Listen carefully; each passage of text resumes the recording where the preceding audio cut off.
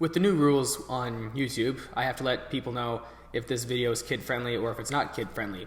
I look back at my old videos and I don't feel that I am vulgar. Yes, once in a while I will talk about touchy subjects like the arrest of Gary Glitter in the video Outrage, where I talk about his song in the Joker film and how I feel it's disrespectful towards his victims. I also review films from an adult's point of view, but I do have a filter. I don't swear. I will spoil things now and then in reviews, and I only spoil things if I have to give people heads up, like, heads up, this is a very disturbing scene. So that's how I feel I do my videos. So my review, it will contain a part where I discuss a very disturbing scene in the movie Dr. Sleep, so viewer discretion is advised, everybody. Thank you. Kids, if you're watching this, wait till you're 15 before you see Dr. Sleep. When I went into the movie theater, I saw a few younger people in there, and I'm guessing they were about 15, 16. So hopefully they know better. Anyways, let's begin with this review. Dr. Sleep follows a grown-up Danny Torrance. He is traumatized after the events that took place in the Overlook Hotel in 1980. Danny has become an alcoholic, and I'm guessing he becomes an alcoholic to suppress his powers with The Shining. This movie also shows us that there are more people out there with that power, The Shining.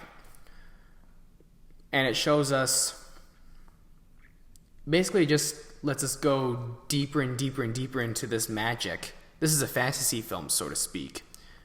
Supernatural, you might say. Actually, you will say.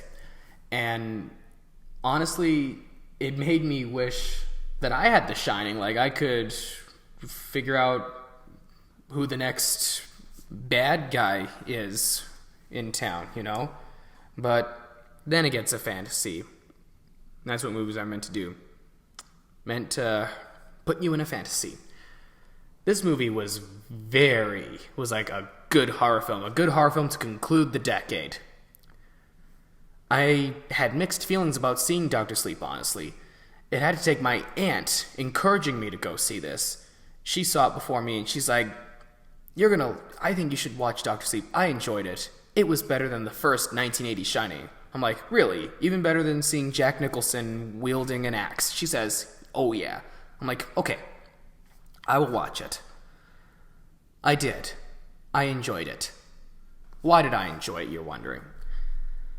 Acting, yes. Originality, yes. Okay, the thing about sequels, sometimes either they try too hard, they don't try at all, or they just repeat themselves. This film was made for people who had high expectations for a sequel to a masterpiece, The Shining. And, oh my goodness, was my hopes were high, and it was worth it. I enjoyed this film from start to finish. Anyways, Danny meets people who are just like him. They have The Shining. And he meets this girl named Abra. And together they take down or solve the mystery of a missing baseball player. Or the baseball boy, they call it. Now, we see what happens to the baseball boy. And no spoilers, actually just a little bit of a spoiler. It's pretty disturbing what we see happen to him. Luckily, it wasn't as too graphic like I saw in the film The Green Inferno. Definitely not a gore-fest film, thank goodness.